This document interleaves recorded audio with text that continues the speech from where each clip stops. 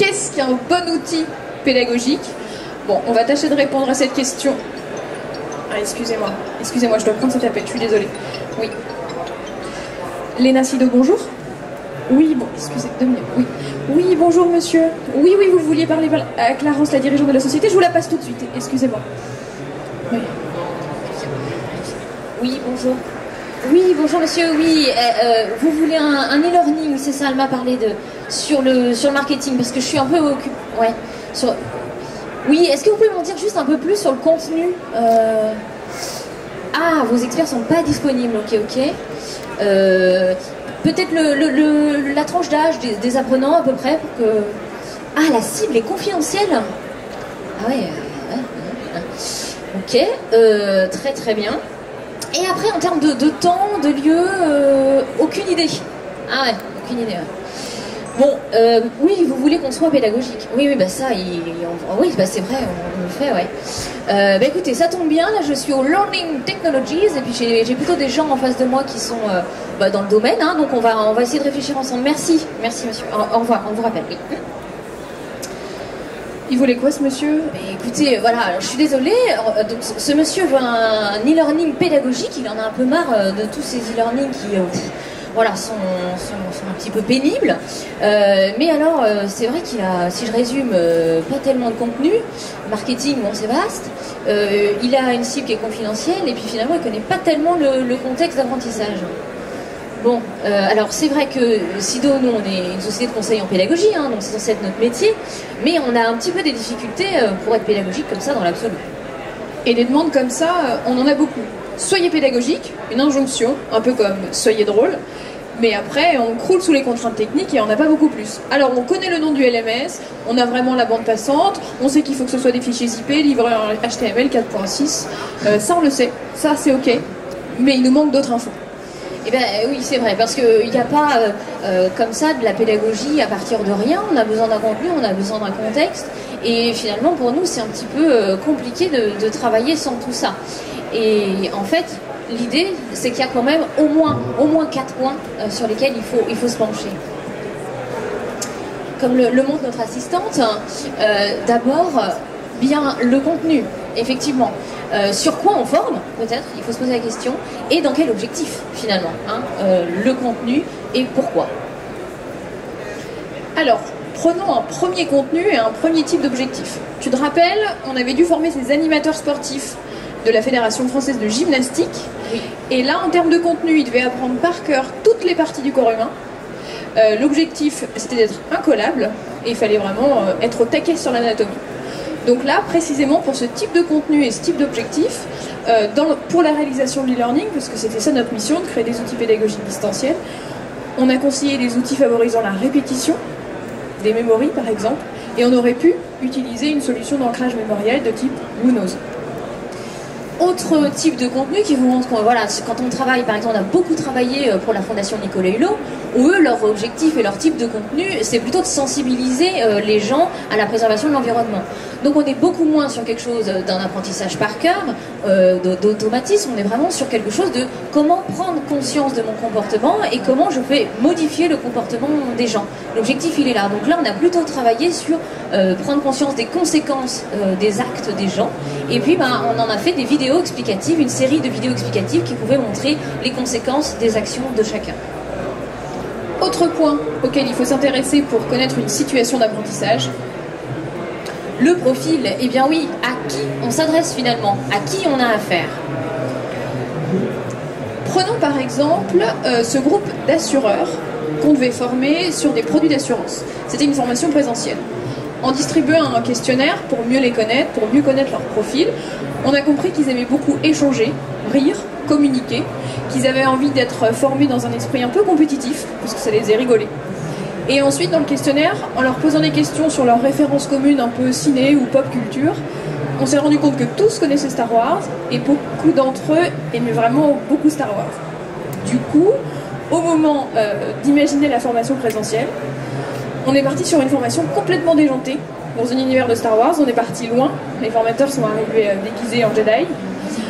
Toutes les activités de mise en activité étaient sur la thématique. Il s'agissait pas... C'était quand même tout à fait proche de leur métier, hein, on a parlé assurance. Mais l'idée c'était quand même de vendre des produits financiers, à la fin des produits d'assurance. Donc il fallait quand même qu'ils se forment à la vente et aux produits financiers. Mais on a tout transformé dans l'analogie de Star Wars. Donc au lieu d'assurer des voitures, ils devaient assurer des navettes spatiales. Autre exemple, rien à voir, alors là c'est pour vous montrer vraiment quelque chose de radicalement différent. On a été amené à former des experts financiers très pointus dans une entreprise de finance assez pointue. Et là pour le coup, on a fait des entretiens qualitatifs avec les futurs formés. Et on s'est rendu compte que c'était un peu un public d'une cinquantaine d'années, assez experts et qui avait beaucoup d'expérience. Ils aimaient plutôt, eux, maîtriser vraiment leurs connaissances théoriques avant d'échanger comme ça sur des choses qu'ils connaissaient mal. Ils avaient vraiment besoin de cette réassurance théorique avant de partager. Et donc c'est là où on s'est dit, bon, il ne faut pas les mettre en présentiel tout de suite, il faut réfléchir à une situation blended où on a une partie à distance sur les connaissances théoriques de leurs futurs produits financiers à vendre pour qu'ils soient à l'aise avec ça et pour qu'ils puissent être capables au moment du présentiel d'échanger là-dessus, de faire une activité de restitution de connaissances et de pouvoir valoriser leurs pratiques puisque c'était plutôt des experts. Donc l'idée aussi du présentiel était du coup davantage axée sur valoriser ce qui se faisait déjà très bien. Donc voilà, bien connaître les profils pour proposer des activités et des outils pédagogiques adaptés. Cependant, il y a des choses qui marchent à tous les coups. Oui, après on est tous des êtres humains, donc à un moment donné, il y a des choses qui marchent. On sait que mettre de l'humour, ça marche toujours. On sait que quand on illustre, quand on met du schéma, ça marche évidemment beaucoup mieux que quand tout est brouillon.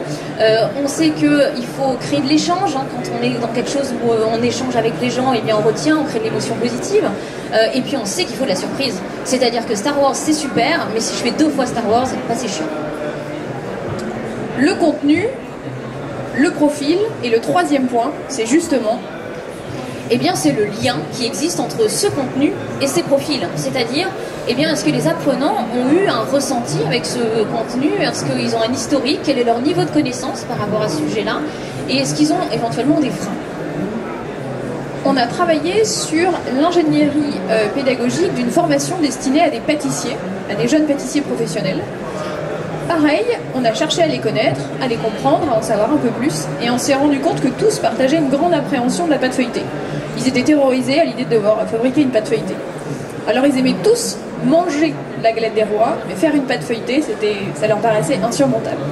Du coup, au moment de travailler l'ingénierie pédagogique de cette formation présentielle, on a fait bien attention à ce point-là, la pâte feuilletée. On a découpé en étapes la recette. On a veillé à illustrer chaque étape.